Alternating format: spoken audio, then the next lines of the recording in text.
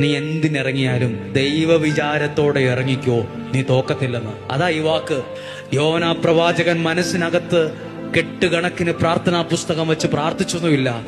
ആ പ്രതിസന്ധിയിൽ ദൈവത്തെ ഒന്ന് ഓർത്തു. അതവനെ എത്തിച്ചത് ദൈവാനുഗ്രഹമുള്ള കരയിലാണ്. യോനാ പ്രവാചകൻ പ്രാർത്ഥിച്ചത് കടലിന്റെ അടിയിലെ മത്സ്യത്തിന്റെ ഉദരത്തിൽ കിടന്ന് പായലുകൾ എന്നെ വലഞ്ഞു, ജലപ്രവാഹം എന്നെ ചുറ്റി വരിഞ്ഞു, എനിക്കിനി ഒന്നും കാണാൻ പറ്റുന്നില്ല, എന്റെ ജീവിതം ഇരുട്ടില്ല, എന്റെ ഭാവി പോയി, എന്റെ പ്രതീക്ഷ പോയി. ഈ അടിത്തട്ടിൽ നിന്ന് സ്വന്തം ബുദ്ധിയിൽ നിനക്ക് കയറാൻ പറ്റില്ലായിരിക്കാം.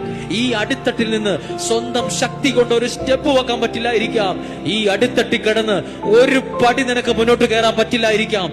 പക്ഷെ അടിത്തട്ടിൽ കിടന്ന് ദൈവത്തെ ഒന്ന് ഓർക്കാൻ പറ്റൂലേ? ദൈവത്തോടൊന്ന് പ്രാർത്ഥിക്കാൻ കഴിയില്ലേ? ദൈവത്തെ ഒന്ന് ആരാധിക്കാൻ കഴിയില്ലേ? ദൈവത്തെ ഒന്ന് സ്തുതിക്കാൻ കഴിയില്ലേ? അത് മതി. ഏത് അടിത്തട്ടിൽ നിന്നും, ഏത് കോരി